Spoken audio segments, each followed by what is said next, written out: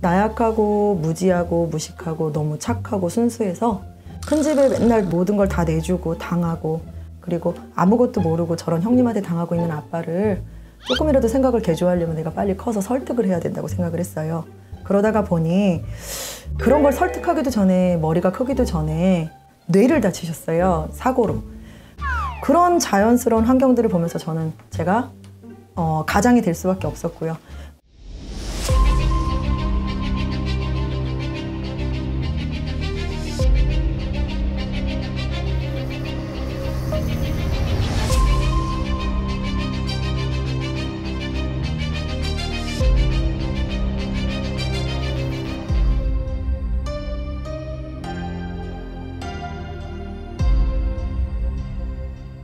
선생님, 네네. 이번 질문은 네. 많은 분들이 공감하실 수 있는데, 네. 특히 여성분들 네. 중에서 네.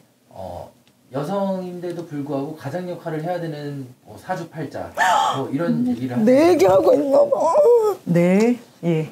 공감을 많이 하실 거예요. 그럼요. 네. 어머니도 그런 네. 이제 케이스이기도 하고요. 네. 네, 대표님의 어머니도 이제 남편을 일찍 보내고 가장 아닌 가장 역할로 자식들을 열심히 당신 나름대로 노력해서 길렀다. 그런 어머니의 생이 똑같은 여자의 팔자인데 누구는 소뚜껑 운전하면서 남편이 벌어다 주는 돈 갖고 아이들 알콩달콩 키워가면서 편안하게 사는 팔자가 있는가 하면, 우리 어머니는 뭐 때문에 저런 남편을 만나 일찍 남편을 자의에 의해서든 타의에 의해서든 보내고 싶어서 보냈던 건 아닌데 홀로 사시면서 자식들을 키우느라 그렇게 애쓰셨을까, 이런 생각들 많이 하실 수 있고요. 나도 우리 엄마에 대한 생각과 나에 대한 생각, 그러니까 일상적으로 어떤 상공부를 하거나 기도를 하거나 무녀가 돼서 사람들을 많이 대하면서 생각을 할 때 사주와 팔자라는 것 때문인가 운명 때문인가 여러 가지의 그 카테고리들을 놓고 생각을 하게 돼요. 근데 제가 생각할 때 타고난 사주도 중요하고 팔자도 중요한데 집안의 뿌리를 조금 봐야 돼요. 그런 경우는 내가 그러니까 저를 좀 볼게요. 그럼 내가 나를 신뢰로 하는 게 제일 샘플이 아주 좋으니까요. 저는 7살 때부터 인생이 시작됐어요. 제가 기억하고 있는 7살부터 나는 나약하고 무지하고 무식하고 너무 착하고 순수해서 큰 집에 맨날 모든 걸 다 내주고 당하고, 맨날 1년 동안 뼈 빠지게 배사업을 하고도 300만 원도 못 갖고는 우리 아빠 때문에. 그럼 애들은 어떻게 키우냐 그러면 우리 엄마는 그런 아빠한테 말대꾸를 했다가 뺨도 맞고 머리도 맞고 그랬거든요. 그런 엄마 아빠를 보면서 아빠는 형님과의 어떤 우애라든가 형제간의 그런 관계가 틀어질까 봐, 그리고 형님이기 때문에 옛날에는 그런 게 되게 고지식함이 많았잖아요. 큰 집에 대한 어떤 예의, 그리고 형님에 대한 어떤 예의, 기본적인 것들을 지키고 가려고 했던 성품이었던 것 같아요. 저희 아버지는. 그런 아버지 때문에 결국은 딸이 셋인데 그중에 제가 맞이거든요.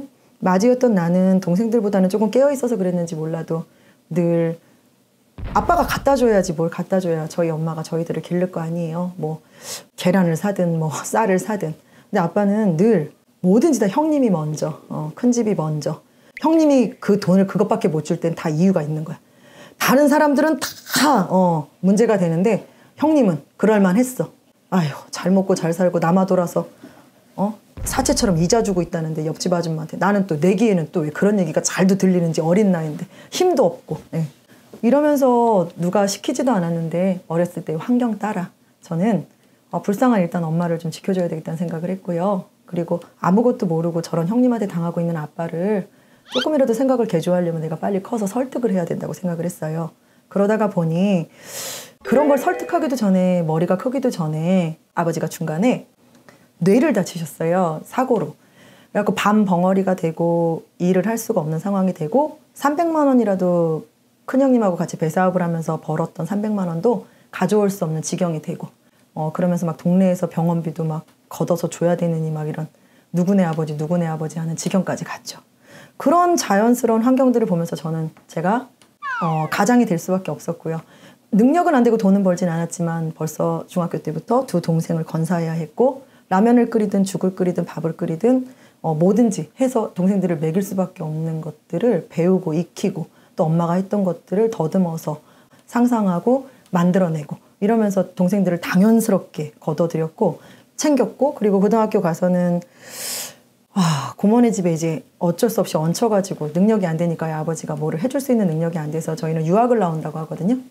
그래갖고 중학교 때부터 고등학교 때까지 고모 집에 의탁을 해서 움직이는데 제가 그 고모 집으로 들어가는 마음이 정말 하루에도 몇 번씩 죽음이라는 것도 모르는 내가 굉장히 긍정적이고 밝은 동그란 제가 그 집을 들어가는 게 너무 괴로웠어요.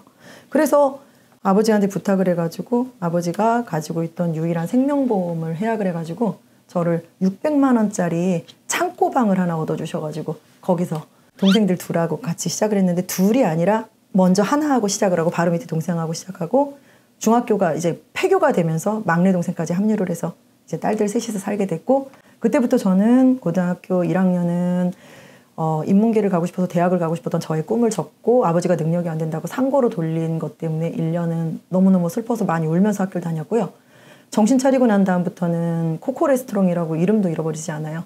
교복 위에만 이제 벗고 조끼 같은 거 걸치고서 레스토랑에서 아르바이트를 해서 동생들하고 살았어야 되고 그때는 급식이었고 도시락을 할 때여서 쌀 한 대라도 사서 동생들 도시락 그리고 나는 못 먹어도 비엔나 소세지라도 싸주고 싶었어요. 그때 비엔나 소시지가 왜 이렇게 맛있었는지 모르겠지만 그리고 소세지 계란이라도 묻혀서 튀겨주고 싶었고 이런 마음 있잖아요. 그러니까 그래서 지금 생각해보면 왜 그랬을까? 나는 이미 그렇게 살아가라고 하늘에서 태어나게 했을까? 나의 인성은 그랬을까? 아니요. 환경하고요. 타고나면서부터 가진 성품도 어느 정도 작용을 하고요. 그러니까 배려심이 많은 사람이 있는가 하면 배려심이 없는 사람이 있고 이기적인 사람이 있는가 하면 남들 막 배려하다가 내 인생 못 사는 사람들이 있고 막 여러 가지가 있잖아요. 50%는 타고나는 성품이고요. 인성이고요. 50%는 환경에 따라 좌지우지된다고 전 봐요. 그래서 50%는 내가 선천적으로 동그랬잖아요. 성격이.